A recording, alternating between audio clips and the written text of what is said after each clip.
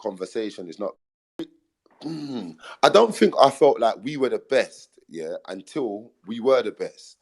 You know what I'm saying? Like, and every one of the man them can say that, like, whether it be Roll Deep, whether it be Nasty Crew, whether it be Slew Them, there's a time where we could, yeah, we're the best. Like, we're popping right now, isn't it? Like, everyone had a hot summer or whatever, and we were consistent with it and that. So, you saying, like, you know, oh, no, man, Bo were the best, we were the best. It's not, amongst the elders, it's a conversation, it's not beef, because you can explain. I just want to know after sorry. Listen, Chronik, after we've had the likes of Wiley, who to me is one of the best MCs that have ever touched the gram microphone, and Dizzy Rascal, I don't know many MCs that are topping just those two. Like across London, the whole of London, from all generations, like the level of styling, the lyricism, the mic presence, the way the man, the knowledge, like the production. These man both made beats as well. Like I'm still struggling to find MCs that are topping that. Sorry? That's another thing that gets slept on still, the instrumentals that you man was turning out. That was half of the game still.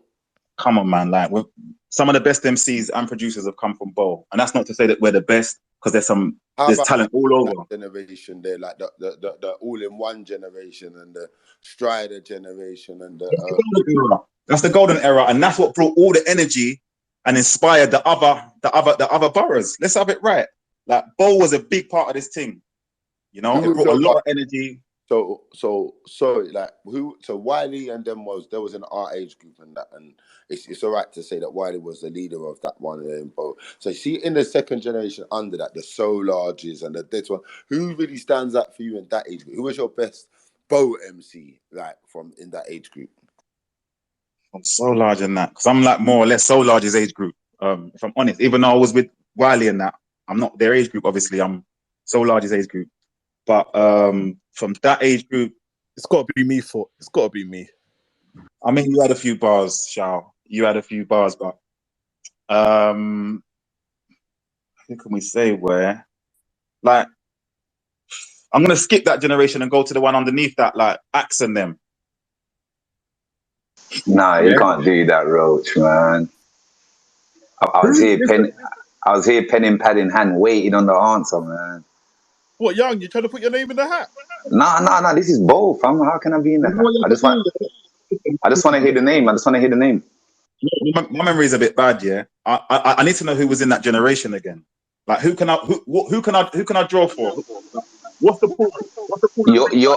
Yourself included, because if we're just saying that generation and Bo, you're my top 5. So yourself included, who would you say is yeah? From my so I used to rate some, like, my neighbors, so people that right next to me. Rapid, that's someone I used to rate when he spat. If we're talking about my generation, even So Large, I used to rate So Large. Stamina Boy, I'm gonna say Stamina. Stamina was one of the coldest spitters that we had. If we're looking at my generation, and we're the generation underneath Wiley and them that are they're all like 5 years older than us. So we was next, even though we spit with them. You could say we're the generation after. Like, all-in-one Stamina Boy. That's what I'm gonna put it on. All-in-one Stamina Boy. Like, they had the styling, if I'm honest. It's a Wolfpack show. Yeah, that's facts. You get me? I can't even think of anybody else. All right, so you're saying Shao, All-in-One, and Stamina Boy. I hear you still. Yeah, Wolfpack was powerful. If you want to put yourself in there. Nah, I wrote you. Taking away Shaolin, yeah, those are the names I would have in my head as well, man. When I'm saying top 3, top 5 from that generation in News Lots and Borough. Yeah, man. All in and Stamina was stupid, man. Fuck. Who's Bo's sickest DJ? Is it Beg? People say Beg. Who is it out of? The pool is what? Target, Slimzy, Genius, Scholar, DJ Beg. Who else? Genius, Danny Wee. Carnage. So how can you forget Carnage? Carnage. I forgot about. How can I forget Carnage? Carnage. It might be Carnage. You know, it might be Carnage or Beg. That's what I probably would have said. I slightly Yeah, don't know man. Beggy. Yeah, he was Roscoe's DJ for a while. He was tight, man. When the mixes were in, they were in. They weren't coming out. It was not a joke. It was serious. I feel like I might know him. I feel like that name's coming towards my head or like a face. Sorry. Listen, there's not many DJs here that when they're mixing it, you can spit in the mix and it's like one tune. You know when Who's Bo's hardest producer? I'm gonna say Rapid. You couldn't say no other name. I'm gonna say Wiley and Rapid. I was gonna say that. So Wiley versus wins. Yeah, man. For me, them extras that Rapid was making, like I'm not gonna lie, when I'm on sets back in the day and one of them Wiley beats, them crazy Wiley beats or Rapid beat, I need the mic. Some of the other beats, it's like, yo, we can take it or leave it. But when them man's production comes up, Some people say Rapid arguably has the best grime instrumental out there, even up to now. Do you agree? Wiley versus Rapid. Who wins? Producer beef. it's gonna be wild. And I think that needs to happen on a versus or something. That would be wild. Absolutely insane. They both got crazy bangers. And I don't even know who would win that one. Honestly. It will go off, no? No, go off. Listen, Wiley says he's coming to this dance. Is he capping? Boy, like obviously his reputation has changed, isn't it? He's been turning up sometimes, right? Or what? Is he even in the country? No, he said he's coming. Well, we need to get an update, but he said he's coming to the rave. He said he's coming to the rave somehow. Yeah, I won't explain his whole story of how he's getting here. Even Younger said he's coming to the rave. Like I won't explain his whole story of how. Nah, cardboard cutout still. He's gonna post us a cardboard cutout. I don't know how long it's gonna take to get here, but Yeah. what you say? Iconic. Capping. Iconic. You know what? Someone messaged me and told me that we need to get Lippy Lickshot and a man called Grown Man up on here because we need to talk about how we can take over the grime scene for as a black culture. So who's got control now? Sorry? Hey, Roachee, send that message back to sender, man. One sec. Who's got control of it now?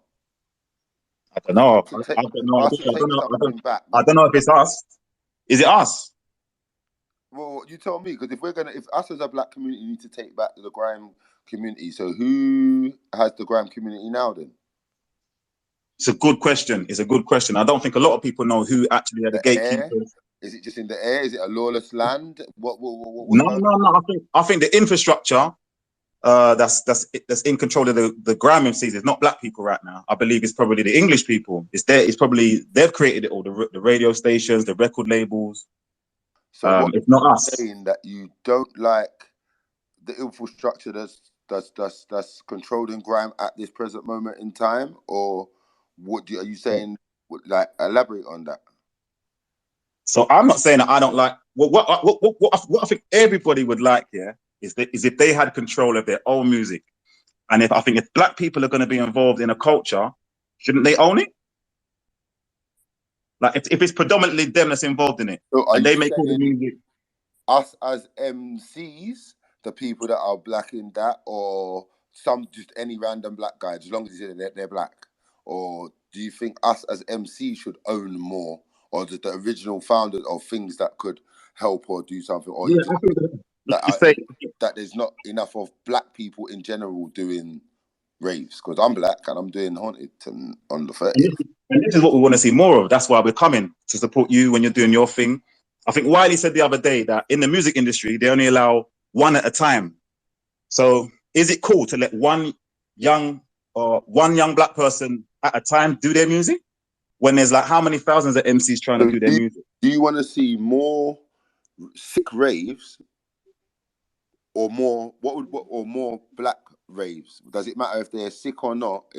I want to see more sick raves. I want to see more ownership. I want to see more MCs actually getting through and having more control of their music.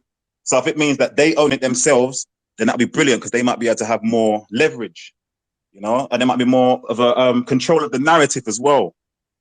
Stuff like that. Yeah, I think if a group are gonna be predominantly the ones that are involved in the thing, it makes sense for them to own the thing too.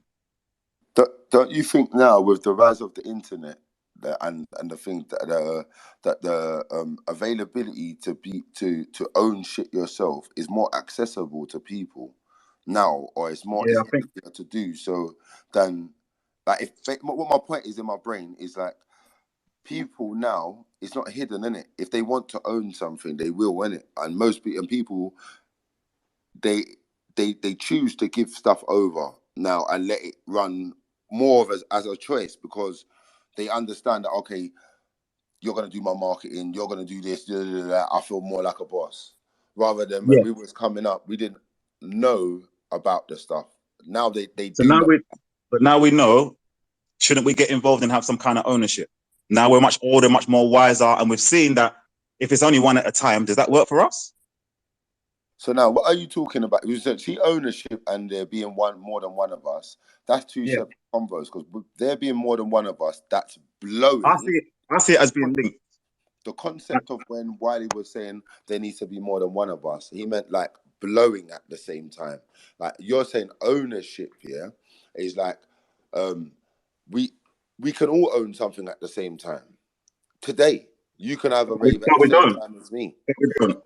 You can release an album at the same time as me. You can do bare things. But what you couldn't do before was if we was both on the same label, be blowing at the same time as me. But because we're all independent, that like no one's got no like the drop on no one's drop date, and everyone could just do what they want, in it, like kind of thing. So I think there's space for more than one artist to exist at the same time. There's space for all artists to exist and do their thing in their own world, in whatever space that they're But in, with what's their own stopping fan them? bases.